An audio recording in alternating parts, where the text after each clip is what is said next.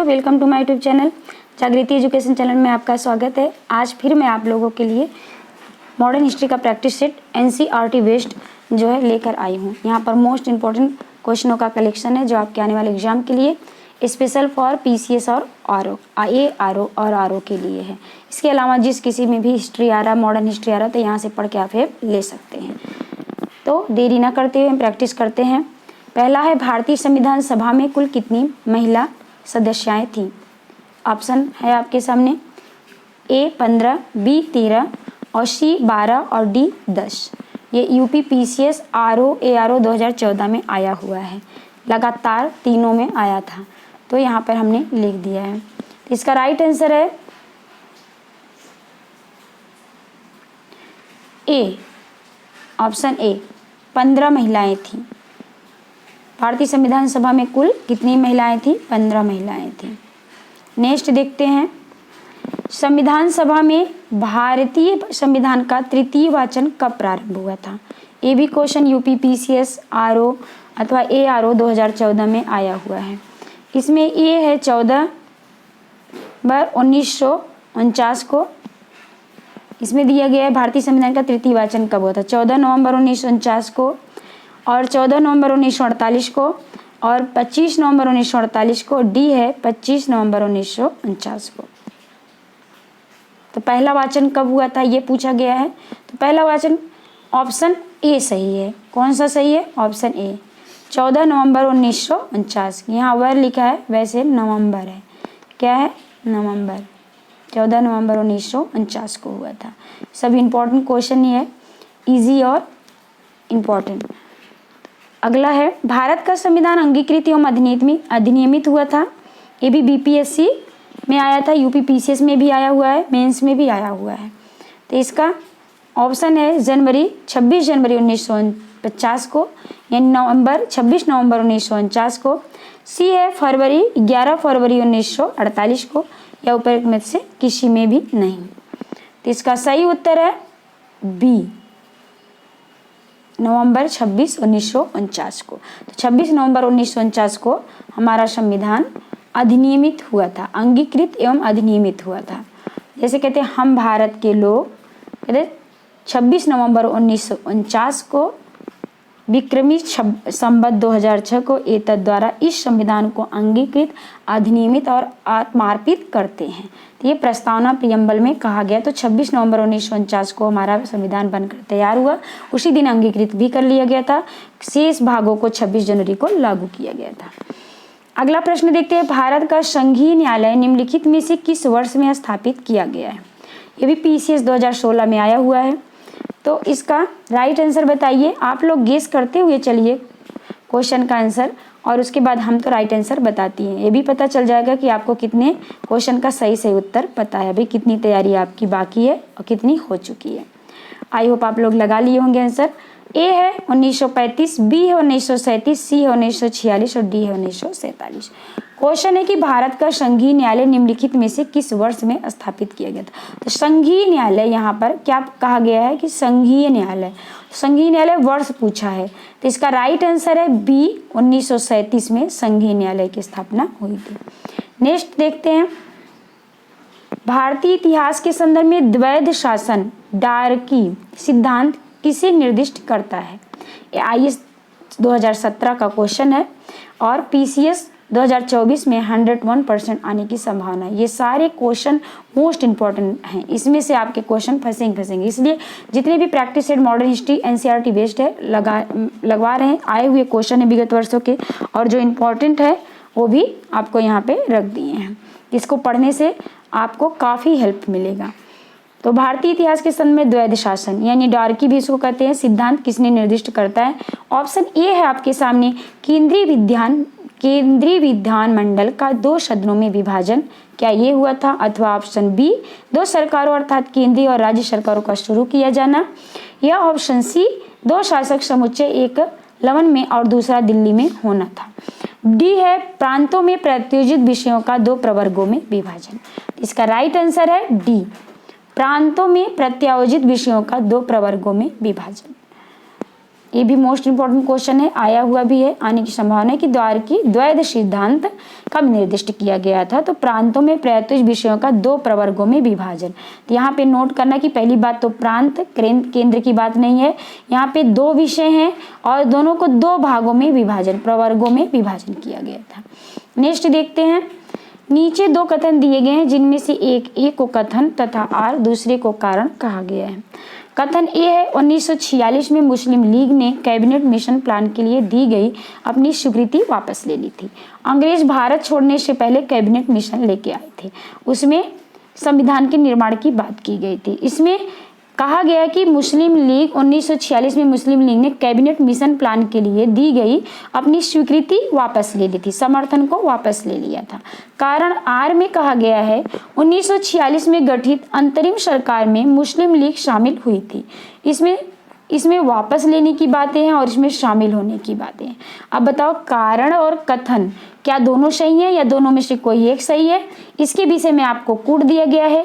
ये most important question है, कथन और कार पीसीएस में बहुत पूछता है और यूपी पीसीएस 2018 का ये आया हुआ क्वेश्चन है और अति संभावना है कि 2024 में आ जाए। तो नीचे कूटों में से सही उत्तर चुनिए।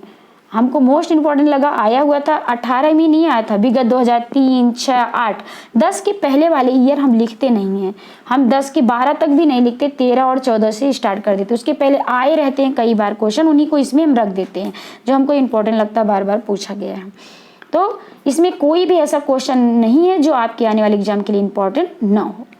तो कथन ए अब दिया गया, ए में कहा गया कि कूट में कथन ए तथा कारण आर दोनों सही हैं तथा कारण आर कथन ए की सही व्याख्या है। क्या ये सही है ऑप्शन? अथवा ऑप्शन बी में देखिए कथन ए तथा कारण आर दोनों सही हैं परंतु कारण आर कथन ए की व्याख्या नहीं कर रहा है। क्या ये सही है आपके हिसाब से? सी देख लीजिए, कथन ए सही है परंतु कारण गलत है। यहाँ कथन सही नहीं लिखा है, कमल ऐसे है, मिसप्रिंट है, तो इसको आप कथन समझना। तो डी है कथन ए गलत है परंतु कारण आर सही है। अब इसमें 4 ऑप्शन दिए गए हैं, चारों ऑप्शन एक बार फिर क्वेश्चन को देख लीजिए सही से और बताइए सही उत्तर। कारण यह है कि मुस्लिम लीग ने वापस ले ली थी और कारण है कि उसने शामिल हो गए थे। तो दोनों को देख लीजिए, इसमें ऑप्शन राइट है बी। कौन सा ऑप्शन राइट है? बी। कथन ए तथा कारण आर दोनों सही हैं, एक बार उन्होंने वापस ले लिया था फिर शामिल भी हो गए थे, लेकिन कथन ए का आर जो है कारण की व्याख्या नहीं कर रहा है, यह व्याख्या नहीं कर रहा है, कथन दोनों ही सही हैं। यहाँ पे दिया गया है सूची 1 को सूची 2 से सुमेलित कीजिए और सूचियों के नीचे दिए गए हैं, कूट से सही उत्तर चुनिए। यहाँ पर नीचे कूट है लेकिन हम कूट न रखते हुए डायरेक्ट मैचिंग करा रहे हैं। देखिए ये है भारतीय शस्त्र अधिनियम, शस्त्र नियम 1846, शाही पद अधिनियम 1878, भारतीय उच्च न्यायालय अधिनियम 1869। ये सही नहीं है, आपको सही करना है। डी है भारतीय विवाह विच्छेद अधिनियम 1861। अब इसको मैच कीजिए, क्या ये सही है?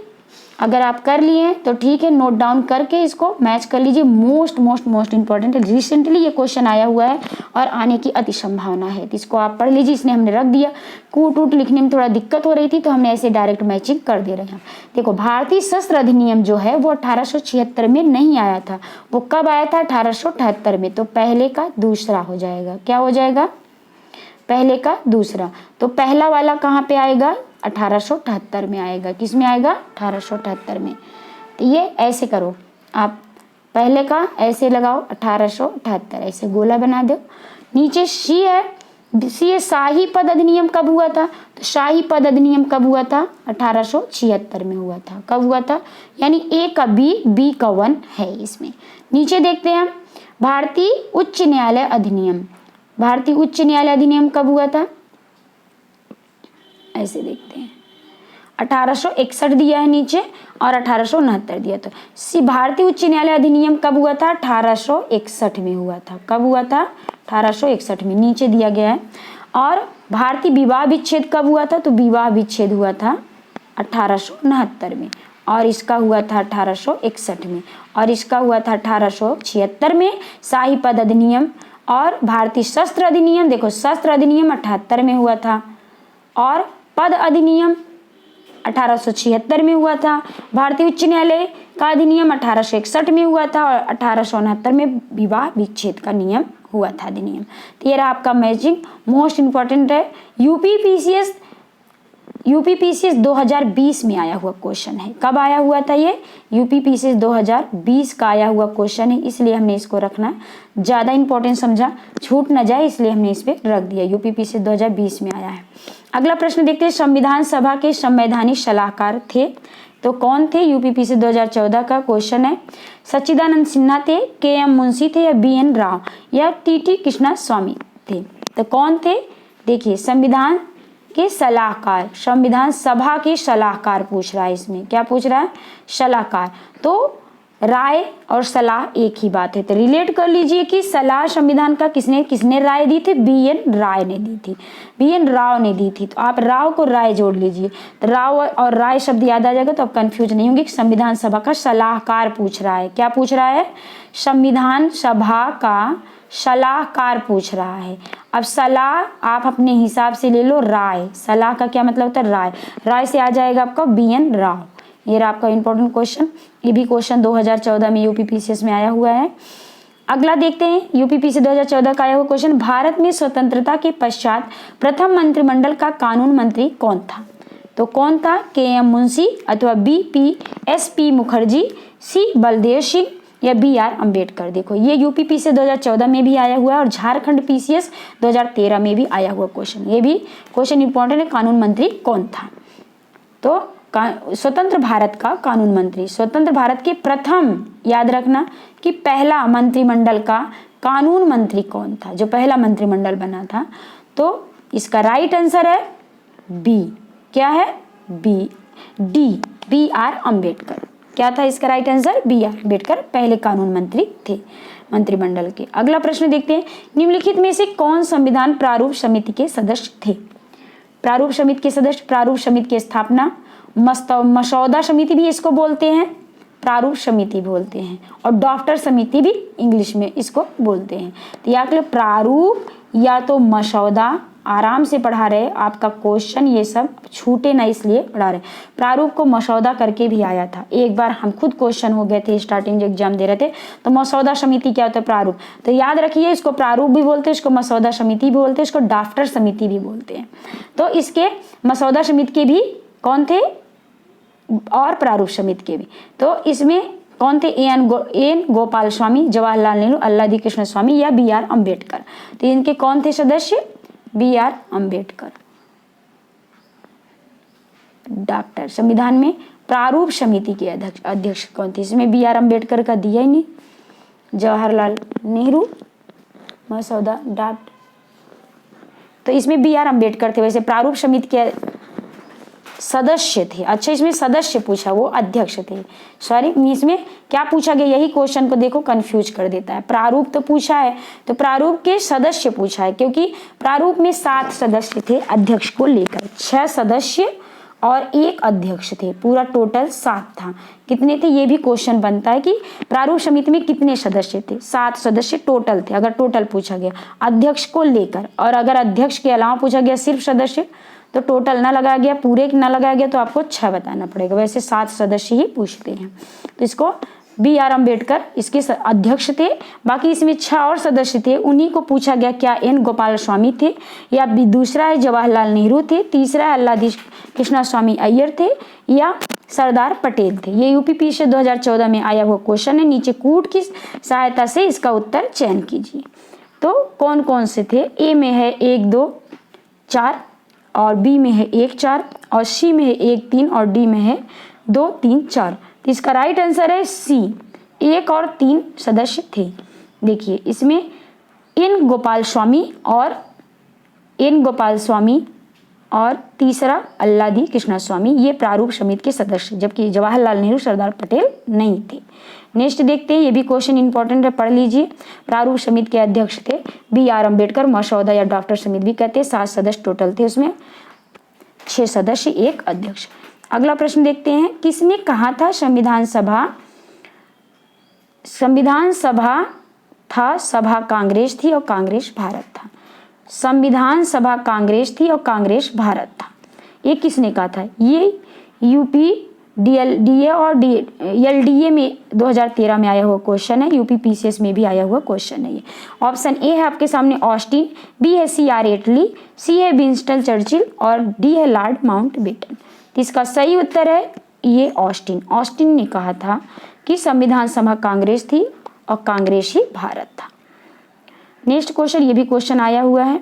भारतीय इतिहास के संदर्भ में प्रांतों से संविधान सभा के सदस्य कैसे आए थे? ए है उन प्रांतों के लोगों द्वारा सीधे निर्वाचित हुए थे, या बी ऑप्शन है भारतीय राष्ट्रीय कांग्रेस तथा मुस्लिम लीग द्वारा नामित थे, या प्रांतीय विधानसभाओं द्वारा निर्वाचित हुए थे, अथवा ऑप्शन डी सरकार द्वारा संवैधानिक मामलों में इनकी विशेषता के लिए चुने गए थे।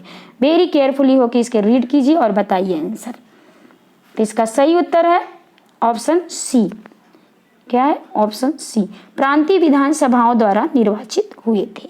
यह है कि संविधान सभा के सदस्य प्रांतीय से विधानसभाओं के द्वारा, किसके द्वारा? विधानसभाओं के द्वारा निर्वाचित होके आए हुए थे। तो ये आपका मोस्ट इंपॉर्टेंट 11 क्वेश्चन जो आपके आने वाले एग्जाम के लिए मोस्ट इंपॉर्टेंट है। या इस 2013 का आया हुआ आईएएस की क्वेश्चन भी पीसीएस में पूछे जाते हैं। स्तर बढ़ रहा है, पैटर्न बढ़ रहा है, आप लोग अच्छे से क्रैक करके आए एग्जाम, हमारा यही प्रयास है। तो इसलिए आपको मोस्ट इंपॉर्टेंट क्वेश्चनों का कलेक्शन हम किए हैं। आप इसको पढ़ेंगे तो अवश्य पास हो जाएंगे। Thank you for watching. जय हिंद, जय भारत।